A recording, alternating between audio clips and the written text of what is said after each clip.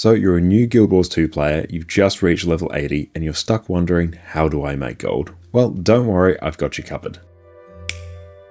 Guild Wars 2 can be a bit overwhelming, especially once you reach level 80 and the entirety of Guild Wars 2 has opened up for you. And one of the questions that I get asked all the time is, how do I make gold? I need to gear my character, I want to unlock Griffin and Skyscale, how do I get the gold to do this? Now, the first thing you're going to want to do once you reach level 80 is properly gear your character. The gear you've randomly been picking up while leveling needs to go.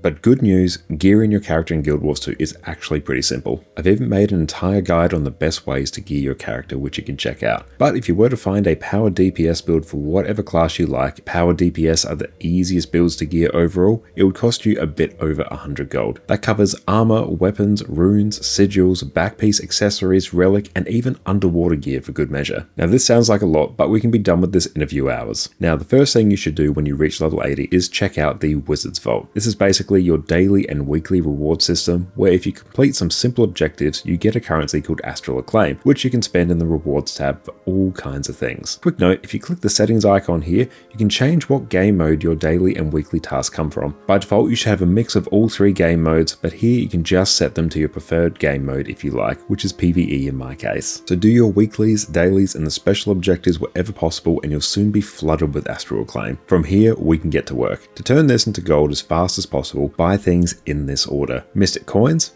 and the cheap bags of gold, the ones here for 6 Astral Acclaim, bags of laurels, then exchange them for medium crafting bags, and then heavy crafting bags. From here, just sell everything on the trading post and you're off to a great start. For some context, the maximum amount of Astral Acclaim you can get each week from dailies and weeklies is 1,305. That is enough to buy all the Mystic Coins, all the cheap bags of gold, and 22 laurels, which you can sell for around 222 gold. That is enough to fully gear your character in exotics and still have around 100 gold left over for good measure. And that's just for the first week. By the time you ransack all these 4 items from the vault, you will have made around 360 gold, and as a new player, that is huge. A few other small things to touch on with the Wizard's Vault. Make sure to grab the chests of Ascended gear as a new player. This is just less Ascended gear that you'll need to buy, craft, or wait for it to drop later on. Ascended gear is only strictly required once you start doing Fractals of the Mist later on, but grab them when you can. Also, grab the legendary starter kit sometime before the season ends and the Wizard's Vault resets. In terms of the rough value of the items you get from this, it's worth around 500 to 550 gold, which is insane value. This will give you a bunch of the components you need to craft a specific legendary weapon, which if you want to craft a legendary weapon at some point in the future, this is a no-brainer. If all else fails, you can always craft a legendary weapon and sell it to give yourself a ton of gold. This is actually how I make a lot of my gold personally. Now from here, you're all geared up, you're ready for endgame, and you want to know how to farm gold from here. Fortunately, I've made a bunch of videos on how to make gold in Guild Wars 2, but for a quick rundown as a new player, do open world metas and events which drop a ton of materials and unidentified gear which you can open, salvage, or sell to make some gold. After depositing all your materials for a while, make sure to check out your material storage and sell whatever you don't immediately need. I personally think having the gold in your pocket right now as a new player is way more worthwhile compared to you hoarding materials in case you need them later. Worst case, you can always buy the materials back. Getting into strike missions, which you can access from either north, will give you gold, materials, as well as blue profit shards and eternal ice shards. The blue profit shards you can exchange for ascended gear, which saves you gold in the long run, and the eternal ice shards you can convert to gold with this simple method.